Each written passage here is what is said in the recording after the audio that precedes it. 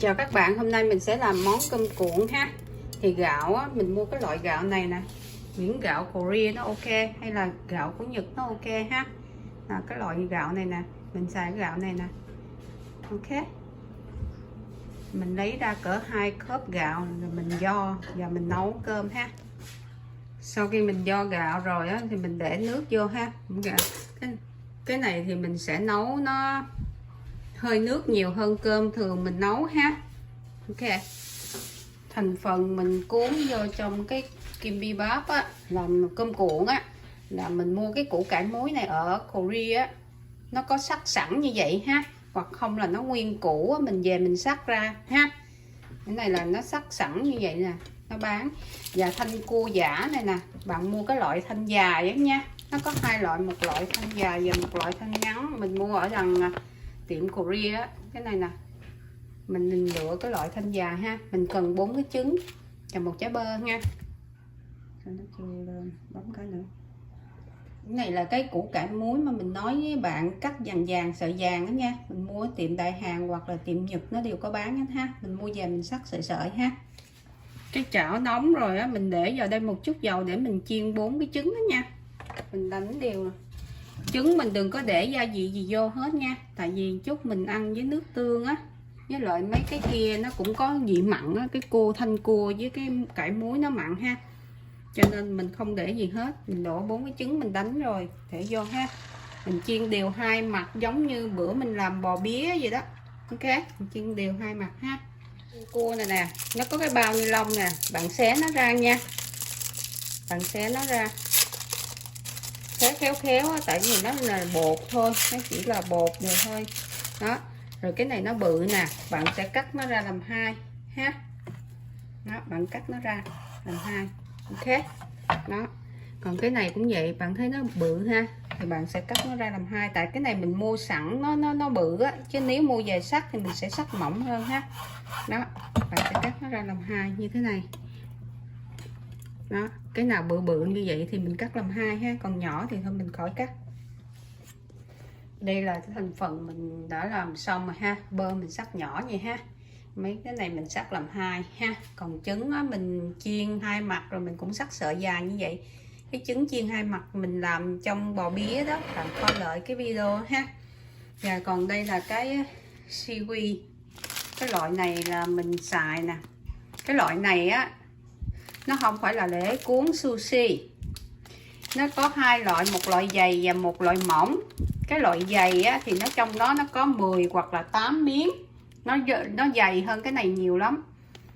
Còn cái loại mỏng này là nó trong cái thùng, nhưng mà mình á, thì mình thích cái loại này cho nên mình cuốn. Còn những bạn nào mà mới tập lần đầu tiên thì mình nghĩ bạn nên mua cái loại nó dày hơn thì nó cuốn cho dễ hơn cho mình. Ok, mình làm cái nước chấm nha. Thì cái này là cái nước tương đó, bạn cứ để bao nhiêu bạn muốn. Nếu mà mình làm 1-2 gói thì mình cỡ 2 hoặc 3 muỗng súp nhỏ đó, nước tương được rồi ha. Bạn cứ để nước tương như vậy ha. Đảo lên bếp, bạn cho vào đây một chút xíu dầu ô liu ha, để mình khử ớt. Tại vì mình không có wasabi cho nên mình khử ớt, mình để vô nước tương thì nó cũng cay ha. Mình để vô đây cỡ một phân nửa cái ớt này. Bạn làm cho nó hơi đỏ đỏ, nó gì thôi, đừng có khét quá. Rồi các bạn đổ vô nước tương thì mình đã có chén nước tương chấm rồi. Tại vì mình không có wasabi cho nên giờ mình phải xài cái này để cho nó cay cay. Vậy là mình đã có chén nước tương với ớt khử dầu ha.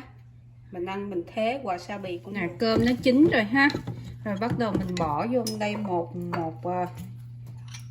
một cái muỗng này ha, muỗng giấm này nè, loại giấm này ha, loại giấm để mình ăn sushi đó. Mình để vô nhiêu thôi đó, mình rải vô rồi mình trộn đều cái cơm đó lại. Bây giờ mình cuốn nó nha. Mình chỉ cho bạn hai cách cuốn. Cái loại này là cái loại là nó mỏng nha, cho nên cẩn thận. Thì nó có hai mặt, một mặt là nó nhám là muối đó, và một mặt nó trơn nha. Thì bạn để lên, bạn để cái mặt trơn nó ra phía ngoài ha, còn mặt muối bạn cho vô trong. Sau đó mình cho cơm lên ha, cho nó nằm trải dài như vậy nè. Ok, cho nó trên này nó trống ha, rồi mình trải dài nó ra, không cơm nó dày.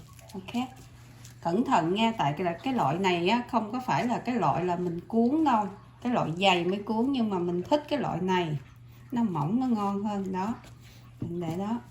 Sau đó bạn để vào đây một thanh cua ha, một cái cải muối ha, bơ nó ngắn cho nên mình để vô 2 miếng nha, 2 miếng bơ và một cái miếng trứng như vậy nè, rồi bạn mới để lên, để nó vô, bạn rô nó lại ha, mình đó, đó mình làm như vậy đó, đó.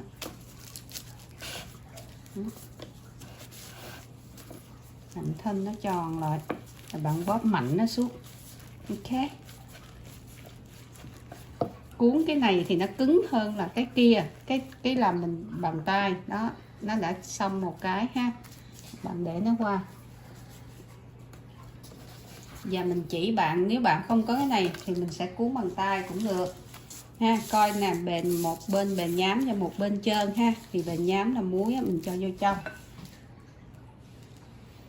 Bạn cứ để cơm lên nó nên như thế này, cán cho nó mỏng một chút ha.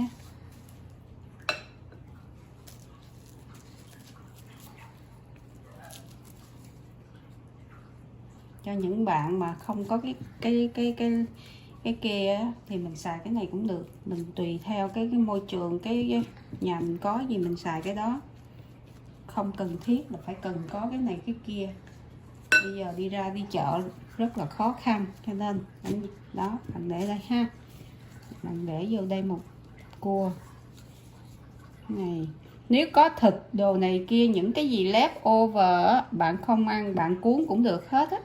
Đó, rồi bạn bỏ nó vô ha, rồi bạn cuốn bằng tay nó, thì bạn để nó như vậy nè. Đó, thì nó sẽ không cứng bằng cái kia đâu, nhưng mà nó cũng ok. Đó, bạn để nó vô, bạn cuốn nó xuống, không? Nó cũng ok. Nhiều khi nó còn tròn hơn cái kia, cái kia mình bóp nó nhiều khi nó vuông, thấy không? Bạn thấy nó đã ra một cuốn, thấy không?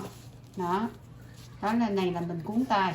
Ok, nó sẽ không cứng bằng cái kia đâu, nhưng mà nó ok. Bạn phải để cho một chút, để khi nào cái này nó thấm hết cái này nè, mình hãy cắt nha, mình đừng có cắt liền nó sẽ bể đó.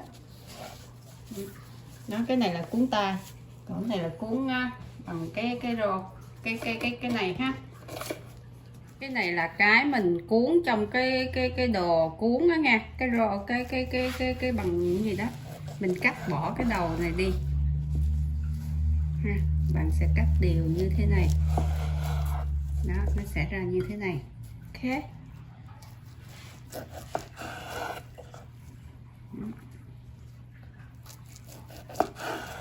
còn đây là cái cuốn mà mình cuốn bằng tay nha, bạn thấy nè, cuốn bằng tay thì nó sẽ mềm hơn, nó không có chắc bằng cái kia, thấy không? Cái này là cuốn bằng tay, nhưng mà cũng được, không có đến nổi đâu, mình xắt ra mà nó không bể là nó ok rồi, không? Cái này là cuốn bằng tay nè, thấy không? Mình thấy nó cũng ok đó. Này là cuốn bằng tay nè, còn cái này cuốn bằng cái lưới đó. Cái lưới gọi bằng tre đó. Đây là món cơm cuộn đã hoàn thành ha, mình ăn kèm với nước tương ớt ha.